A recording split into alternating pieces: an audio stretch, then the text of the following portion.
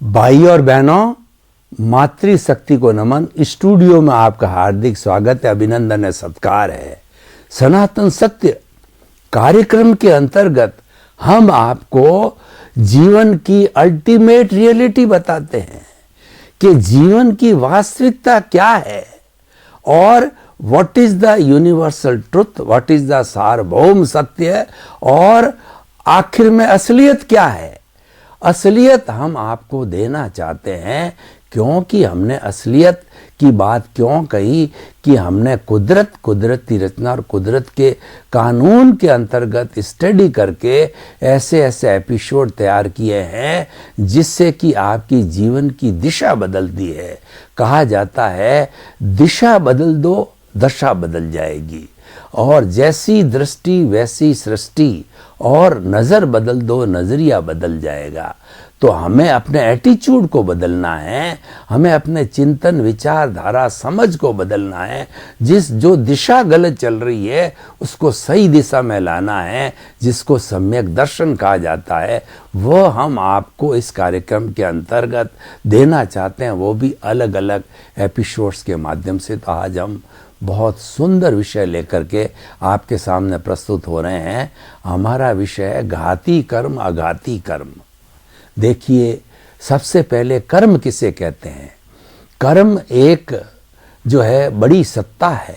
अगर कर्म सिद्धांत को धार्मिकता से या आत्मा के साथ से निकाल दिया जाए तो वह धर्म शून्य हो जाएगा, क्योंकि जब कर्म ही नहीं रहेंगे तो उसके बाद के अंदर तो आत्मा इस दुनिया में रहेगी नहीं, इस शरीर में रहेगी नहीं, तो हमारे कौन बात करेगा और क्यों करेगा? वो तो शाश्वत सुख प्राप्त करके और मुक्ति को चली जाएगी। तो ये कर्म जो है एक ऐसी शक्ति है जिसको कि हर धार्मिक ग्रंथ ने माना है, और जैन परंपरा के अनुसार जो है धर्म एक पौद्गलिक वस्तु है, ये चतुष्पर्शी है। हमारे इस पूरे ब्रह्मांड के अंदर चतुष्पर्शी और अष्टस्पर्शी दो तरह के पुद्गल परमाणु होते हैं, और अष्टस्पर्शी को हम जो है वो कुछ वैज्ञानिक पद्धति के द्वारा देख सकते हैं, और हमारी आंखों से भी दिखाई देता है कि अष्टस्पर्शी होता है, उससे ये सड़क बनती है, मकान बनते हैं, और ट्रेन बनती है, हेलीकॉप्टर बनता है, सभी तरह की जड़ चीजें हैं, वो सारा उस पुद्गल से बनती वो अष्टस्पर्शी होता है। चतुस्पर्शी की विशेषता क्या है कि वो आंखों से दिखाई नहीं देता है, और किसी भी दूरबीन से उसको नहीं पकड़ा जा सकता है, और विज्ञान की भाषा में बात करें तो वो मासलेस पार्टिकल होते हैं।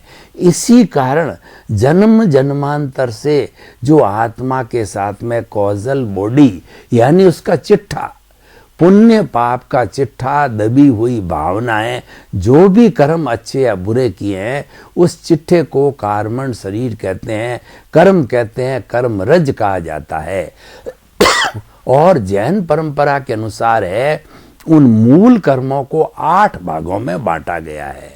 4 जो कर्म हैं वो घाती कर्म कहलाते हैं, और 4 कर्म हैं वो अघाती कर्म कहलाते हैं। और इनका और विस्तार के अंदर वर्गीकरण करें तो इसकी उत्तर प्रकृतियां यानी सब क्लासिफिकेशन है 148 टाइप का होता है। तो हमारे पास इतना अब समय नहीं है कि उस क्लासिफिकेशन में जाएं, तो हम तो मुख्य रूप से जो 8 कर्म हैं, 4 घाती और 4 अघाती का आज विवेचन करेंगे। घाती जैसा कि नाम है, ये घात करता है। किसकी घात करता है? आत्मा की घात करता है, उसका गला घोंटता है, यानी आत्मा को जो है ये बाउंड कर देता है, विवश कर देता है कि वह शरीर में विद्यमान रहे। इसी कारण से जो है ये अनादि अनंत काल से जो है ये आत्मा इस शरीर के साथ जुड़ी हुई है। इसके बारे में भगवान महावीर को उनके शिष्यों ने प्रश्न किया कि प्रभु, आप रोज फरमाते हो कि आत्मा इस शरीर के साथ में जुड़ी हुई है, ये जैसे कि लकड़ी में अग्नि होती है, जैसे कि तिल के अंदर तेल होता है, उस तरीके से जुड़ी हुई दिखाई भी नहीं देती है, तो ये कब से जुड़ी हुई है? तो भगवान को भी इसका उत्तर ध्यान नहीं था। तो उन्होंने प्रति प्रश्न किया अपने शिष्यों को, आप बताइए कि पहले मुर्गी हुई या अंडा हुआ। तो शिष्य चिंतन करते रहे कि अंडे बिना मुर्गी नहीं हो सकती, मुर्गे बिना अंडा नहीं हो सकती। तो उन्होंने कहा, भगवान हम तो जो है निरा मूर्ख हैं और अज्ञानी हैं, आप इसका जवाब बताइए। तो भगवान ने कहा, मुझे भी मालूम नहीं कि ये कर्म शरीर और आत्मा कब से जुड़े हुए हैं। पश्चानुपूर्वी मानो अनादि अनंत काल से जुड़े हुए हैं। जुड़े रहने से आपको लाभ नहीं है, आपको लाभ ये है कि क्योंकि ये मानव जीवन मिला है और ये मानव जीवन के अंदर आप इनको अलग कर सकते हो। और dissociation of the karma from the causal body from the soul is called nirjara. तो भगवान ने कहा, मैं शिष्यों तुम्हें बताता हूं कि धर्म दो है। एक धर्म तो होता संवर, यानी जो भीतर आपकी आत्मा के अंदर या कार्मण शरीर के अंदर जो कर्म आने का जो नाला है, वो नाला जो है उसमें मिथ्यात्व, विरति, प्रमाद, कषाय, योग, 5 जो कारण रूपी नाला है, उस नाले के अंदर खुला रखोगे तो कर्म भीतर आते रहेंगे। और उस नाले को बंद कर दोगे, यानी मिथ्यात्व जो की जगह आपने सम्यक कर लिया और अविरति की जगह विरति कर दी, प्रमाद की जगह अप्रमाद कर दिया, कषाय की जगह अकषाय कर दिया, योग की जगह योग कर दिया। यानी जो जो कर्म बंधन के कारण है उसका विपरीत आपने जो है उसका प्रतिपक्ष, उसका जो है प्रतिरोधात्मक शक्ति को पैदा कर दिया, उसको संवर कहते हैं। आश्रव का जो प्रतिपक्ष है वो संवर है, यानी वो नाला बंद होते ही संवर हो गया, आपका त्याग हो गया, पचकान हो गया, संकल्प हो गया कि मैं पापकारी प्रवृत्ति आगे नहीं करूँगा। तो उससे जो है कर्मों का आना बंद हो जाता है और कर्म आता है वो आश्रव और बंद होता है वह संवर। तो भगवान ने धर्म 2 कहे, संवर और निर्जरा। तो हम ये चर्चा क्यों कर रहे हैं? ये हम चर्चा इसीलिए कर रहे हैं कि हमको ये पूरा ज्ञान करना है कि कर्म क्या है, कर्मों की कितनी अवस्थाएं हैं, कर्म बंधन कैसे होता है और कौन सा कर्म किस कारण से होता है और उस कर्म को साफ करने के लिए उसका क्या उपाय है, उसका निवारण क्या है। हम कर्म बंधन के कारण और निवारण की दोनों चर्चा करेंगे, तो उससे हमारा विषय होलिस्टिक हो जाएगा और आप उन कर्मों की सफाई करके और जो प्रभु है भीतर, जो आत्मा है, जो हमारा अस्तित्व है, उसके अंदर आप वेदांत की भाषा में जीव ब्रह्म में लीन हो जाएगा और वह मुक्ति को प्राप्त हो जाएगा। तो अब देखिए कि ये तो हमने कर्मों की चर्चा की, अब कर्म 8 है और घाती कौन कौन से हो गए? जो आत्मा की घात करने वाले वो तो ज्ञानावरणीय, दर्शनावरणीय, मोहनीय और अंतराय, ये 4 बड़े बड़े पर्दे हैं। मैं आपको उदाहरण देता हूं कि ये पर्दे जब आत्मा के पास पड़ते हैं तो आत्मा भारी होती है और ये जब पर्दे एक एक करके सफाई की जाती है, इन कवर्स को साफ करते हैं तो आत्मा हल्की होकर के ऊर्ध्वगामी हो जाती है और मुक्ति को चली जाती है। हम आपको उदाहरण देते हैं कि बाबा जी जो तुम्बी रखते हैं जिसमें पानी भरते हैं तो उसको क्या है, खोखला कर दिया जाता है तो वो हल्की होती है। उस तुम्बी को पानी में डालो तो वो पानी पे तैरती रहती है। अब हम जो है उस तुम्बी को एक आत्म स्वरूप माने। आत्मा का कोई शरीर नहीं होता है, पर रूपक के रूप में समझने के लिए उस तुम्बी को हमने आत्मा माना और उसके ऊपर धीरे धीरे करके एक एक जो है हमने किसी चीज़ का लेप बनाया, कोई चीज़ का मिक्स करके। तो पहला लेप जो है ज्ञानावरणीय, सुखाया दर्शनावरणीय, सुखाया मोहनीय और सुखाया जो है हमारा ये अंतराय कर्म। और उसके साथ शरीर के भी 4 अघाती कर्मों को जोड़ लीजिए। वेदनीय का कवर, आयुष्य का कवर, नाम का कवर और गोत्र का कर्म। तो 8 तरह के जो है लेप आ गए। तो अब इन लेप सहित अगर उस तुम्बी को पानी में डाल दें, तुम्बी भारी हो जाती है और वह डूब जाती है। देखिए कि लोहे का छोटा सा टुकड़ा भी जो है वह जो है पानी के अंदर डूब जाता है। और लकड़ी का अगर आपने थोड़ा तिरछा करके और उसको बना दिया नाव की तरह, तो नाव तक तैर जाती है, लेकिन जो है लोहे का छोटा सा टुकड़ा भी डूब जाता। क्यों? क्योंकि वो भारी है, वो प्रभु है, वो प्रभुता वाला है। और जो लकड़ी का बनाया है वो लघुता वाला, हल्का है, ऊपर जाता है, भारी नीचे आता है। हमको ऊपर जाना है, मतलब प्रोग्रेस करना है, ऊर्ध्वारोहण करना है चेतना का। तो अब इसी घाती कर्म की बात कहते हैं। ये घाती कर्म ब्रॉड फॉरवर्ड होते रहते हैं। आज का कंप्यूटर का युग है, ब्रॉड फॉरवर्ड होती है हर एक चीज। तो घाती कर्म ज्यों ज्यों जन्म लेती आत्मा, कैरी ऑन जुड़ता जाता है, जुड़ते जाता है। ज्ञानावर्णीय ज्ञानावर्णीय में, दर्शनावर्णीय दर्शनावर्णीय में, मोहनीय मोहनीय में, और अंतराय अंतरा में जुड़ता रहता है। उसका वॉल्यूम, उसका घनत्व तो बढ़ता जाता है। या हम उसकी सफाई करते हैं तो घटता भी जाता है। तो इस तरीके से देखिए कि जो पहला आवरण ज्ञानावरणीय है वह क्या करता है कि हमारा जितना ज्ञान है, आत्मा अनंत ज्ञान वाला है, उसके ऊपर पर्दा डाल देता है। और अनंत ज्ञान की लास्ट परिणति होती है, वह होती है केवल ज्ञान। उस केवल ज्ञान पे पर्दा डाल करके और ईश्वर बनने से इसको रोकता है। और वह, और साथ साथ मैं आपको बताता जाता हूँ कि बंधन के कारण और निवारण भी साथ साथ लेता जाता हूँ। तो ज्ञानावरणीय कर्म का बंध क्यों होता है कि हम किसी की ज्ञान में कोई भी जो अवहेलना करते हैं। ज्ञानी पुरुष कौन होते हैं? अरिहंत है, सिद्ध है, आचार्य है, उपाध्याय है और शुद्ध साधु है। ये ज्ञान के पुंज होते हैं, इनके नाम की अपन माला फेरते हैं। और भी साधक हो सकते हैं, ज्ञानी कोई भी हो सकता है, लेकिन प्रतीक रूप के अंदर मुख्य रूप से हमारे ये जो पंच परमेष्टि है वो ज्ञानी होते हैं। ज्ञानियों की अवहेलना करना, तिरस्कार करना, इनको गाली देना और इनको समझना कि ये तो आडंबर है, ये तो कुछ भी नहीं है, और ऐसे वैसे उसके बारे में निंदा करना, ये सारा हम ज्ञान की जितनी निंदा करते हैं और ज्ञान में बाधा डालते हैं। कोई बच्चा पढ़ रहा है, उसकी किताबों को फेंक दिया।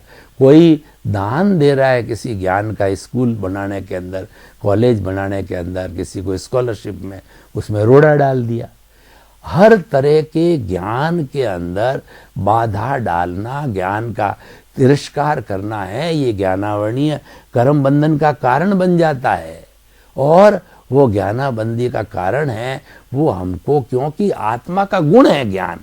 आत्मा के 4 गुण हैं, जैसे अनंत ज्ञान, अनंत दर्शन, वो दर्शनावर्णीय, और अनंत जो है वह हमारी शक्ति, वो हमारा अंतराय कर्म है। और अनंत सुख वो है मोहनीय कर्म, उसको ढकता है। तो चारों जो विशेषता है उन पे 4 बड़े बड़े पर्दे पड़े जिसकी हम बात करते हैं।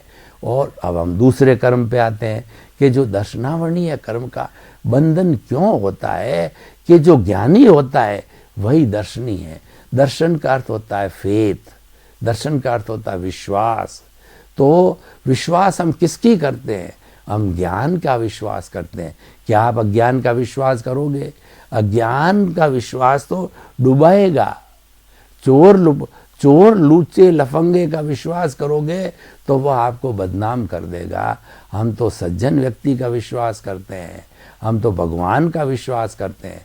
तो ये सारा अनंत दर्शन कहलाता है। ये दर्शनावर्णीय कर्म उसको रोकता है।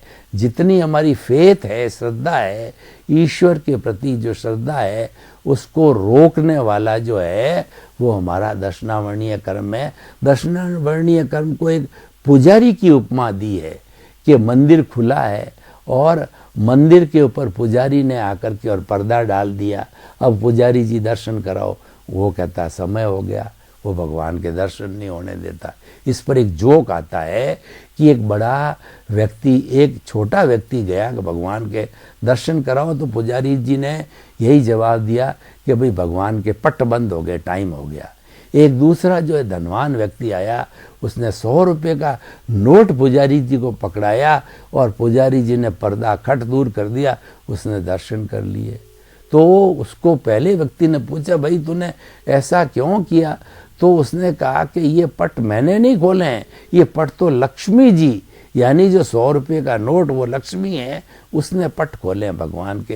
ये तो जोक रूप में, लेकिन दर्शनावर्णीय कर्म पुजारी की तरह है, और ज्ञानावर्णीय जो कर्म आंख पे पट्टी बांधने के समान है। पट्टी बंधी हुई दिखता नहीं है तो हमारा ज्ञानावर्णीय कर्म है, स्मृति नहीं होने देता है, ज्ञान को बढ़ने नहीं देता है, हम अज्ञानी रूप के अंदर रहते हैं और हमको किसी तरह का आत्मज्ञान नहीं होता है। संसार का ज्ञान तो हो सकता है, लेकिन सारी बात है वो आत्मज्ञान की चल रही है।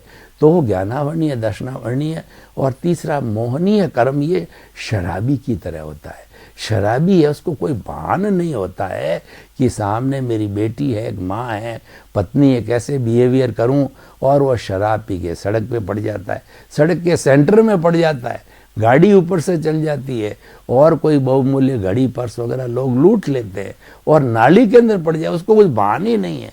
तो मोहनीय कर्म जो है ये हमको संसार में भटकाता है, हमको सच्ची चीज का मालूम ही नहीं रहता। हम तो कहते हैं खाना पीना 5 इंद्रियों का सुख है, वही सबसे बड़ा सुख है, और उसी में ही मजा मनाते हैं, आनंद करते हैं, और सारी जिंद आया राम गया राम, जैसे आए वैसा का वैसा खा पी करके चले गए। अरे भाई, खाने पीने के लिए या इंद्रिय सुख का भोग करने के लिए, धन दौलत मात्र कमाने के लिए जो है ये शरीर नहीं है। वो तो आपका जो है वो पुण्योदय, वो अपना काम करेगा, वो तो होता रहेगा, आपको उसमें, आपको उसके अंदर कोई आपकी योग्यता नहीं, वो तो लेके आया पीछे। आपको करना क्या है? आपको करना ये है कि ये जो कर्म है इनकी सफाई करो। और उनकी कर्म की सफाई कब होती है? कि जो मालिक है, मालिक को याद करो।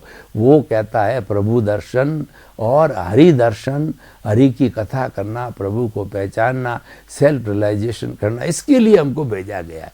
खैर, ज्ञानावर्णीय, दर्शनावर्णीय, मोहनीय कर्म बंधन के कारण होता है कि जितना अटैचमेंट, मेरा घर, मेरा परिवार, मेरा धन, मेरा दौलत, मेरे बच्चे, मेरी पद, मेरी प्रतिष्ठा, मैं इतना बड़ा आदमी, मैं, जितना भी मैं और मेरा का संसार, कर्तापन, ऑनरशिप, डूअरशिप जितने भी है, वह सारा जो है मोहनीय कर्म का संसार है। और मोहनीय कर्म बनता क्यों है? इन चीजों में अटैचमेंट करने से। और मोहनीय कर्म जो है हटता कैसे? अनासक्ति से। आप ये सोचते हो कि भाई धन दौलत मुझे क्यों मिल रही है? क्योंकि पिछले जन्म में मैंने पुण्य का संचय किया, उसका उदय प्रारब्ध आया तो मिल रही है। ठीक है, मिलने दो, कोई बात नहीं है। लेकिन ये अपना काम कर रहा है, मैं तो अलग हूं इससे, ये तो जड़ है, ये तो आज धन है और कल खत्म हो जाए, फिर भी है तो अच्छी बात है। आप अपने परिवार के लिए उपयोग करो, अभावग्रस्त लोगों हैं उनको दान दो, पुण्य दो, अच्छी बात है। लेकिन ये मैटर अलग है, जड़ से आप ज्यादा चिंतन नहीं रखना है। आपका जो पाड़ा होना चाहिए, आपका जो पक्ष होना चाहिए, आपको जो करना है वो चेतना के साथ में करना है। तो ये मोहनीय कर्म बंधन और निवारण हो गया। और चौथा अंतराय। अंतराय कर्म का अर्थ होता है कि हमारे कोई न कोई बाधा लगना। आप इतना कठोर परिश्रम करते हो लेकिन आपको धन की प्राप्ति नहीं होती, और एक कहीं ऑफिस जाता नहीं है और बैठा बैठा फोन पे बात करके करोड़ों रुपया कमा लेता है। शेयर वाला है या और भी कोई काम वाले हैं वो कमा लेते हैं। आज रिलायंस वाले इतने बड़े अरबपति खरबपति, विश्व के माने हुए धनाढ्य लोग हैं, और मेहनत तो उससे ज़्यादा लोग करते होंगे, तो वो तो नहीं हुए, वो अपना अपना पुण्योदय है। तो यानी कि ये हमको लक्ष्मी का अंतराय क्यों लगता है? अंतराय लगने के 5 कारण है। दान, लाभ, भोग, उपभोग और वीर्य। ये इसमें हम बाधा डालते हैं। कोई दान देता है, उसको आपने रोक लिया, ये दानांतराय।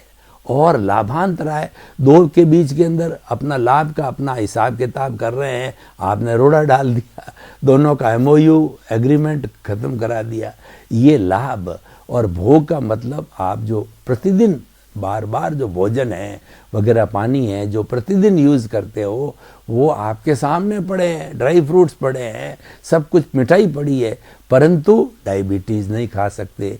ये है भोगांतराय, उपभोगांतराय कि जो चीज़ हमेशा काम में लीजिए, घर है, ज्वेलरी है, घर में कोई दादा आके बैठ गया, अरे घर आपका और दबा के वो बैठ गया, आपको धक्के मार के बाहर निकाल दिया। ये क्या भोगांतराय है। और वीर्यांतराय का मतलब है ताकत नहीं, शरीर में ताकत नहीं, बोलने की ताकत नहीं, आत्मा की ताकत नहीं है। ये अंतराय हम किसी को देते हैं, हम किसी प्राणियों को इन चीज़ों का तकलीफ देते हैं तो जैसी करनी वैसी भरनी। तो इसीलिए हमने किया है, एज इट इज हमको मिलता। ये जो कुदरत का कानून जो हम बात करते हैं वो ये कहता है कि ध्वनि की प्रतिध्वनि होती है। खुले कुएं के अंदर आप आवाज लगाओगे कि तुम चोर हो तो भीतर से आवाज आएगी तुम चोर हो, और तुम उसको कहोगे तुम अच्छे व्यक्ति हो तो भीतर से आवाज आएगी। ये जो आप करके आए हो उसकी प्रतिध्वनि है। कुदरत कुछ नहीं करती है, कुदरत अपन पे कोई बुराई नहीं लेती है, वो तो आपका किसी से हिसाब किताब उसको लाके खड़ा कर देगी। जैसे मेरा आपसे हिसाब किताब है तो मैं चेक दूंगा, चेक लूंगा और ये चलता रहेगा। तो कुदरत यही करती है कि आपको पता नहीं कि पिछले जन्म में किससे क्या व्यवहार करके आए हो, आप तो भूल गए, लेकिन कुदरत नहीं भूली है। कुदरत उसको ला करके खड़ा कर देगी, बहन के रूप में, बेटी के रूप में, भाई के रूप में, ऐसे। तो ये चार घाती कर्म जो आत्मा के साथ जुड़े हमने बात करी। और समय की अल्पता को देख के हम अघाती कर्म की बात करते हैं, और शरीर से जुड़े हुए हैं, प्योरली मनुष्य शरीर से जुड़ा हुआ है। तो चार अघाती कर्म है। वेदनीय कर्म, वेदनीय कर्म, ये चारों कर्म शुभ और अशुभ होते हैं, और वो घाती कर्म एकांत अशुभ होते हैं, क्योंकि आत्मा का गला घोटते हैं। शुभ होने का प्रश्न ही, शुभ तो कब होगा कि जब वो मिट जाएंगे, समाप्त हो जाएंगे, धो दिए जाएंगे, पर्दे हटा दिए जाएंगे, तो ऑटोमेटिकली वो तो मुक्ति है आत्मा, वो तो मुक्त हो जाएगी। लेकिन जो हिसाब की बात है वो अब अपन करते हैं कि जो वेदनीय कर्म है ये दो तरह का होता है, साता वेदनीय और असाता वेदनीय। जो साता वेदनीय होता है ये जो है एक जो है शहद लगी हुई चाकू की तरह है, कि शहद लगा हुआ चाकू जब हमारे जीभ पे आता तो मीठा मीठा लगता है, और थोड़ा अगर तेज चल गया तो जीभ को काट देता। उसी तरह से हम कभी बीमार पड़ते हैं तो असाता वेदनीय, और हमारा शरीर स्वस्थ रहता है, बिल्कुल अच्छा काम करते हैं, ये साता वेदनीय है। तो ये शुभ और अशुभ हो गया। ये शुभ और अशुभ क्यों होता है?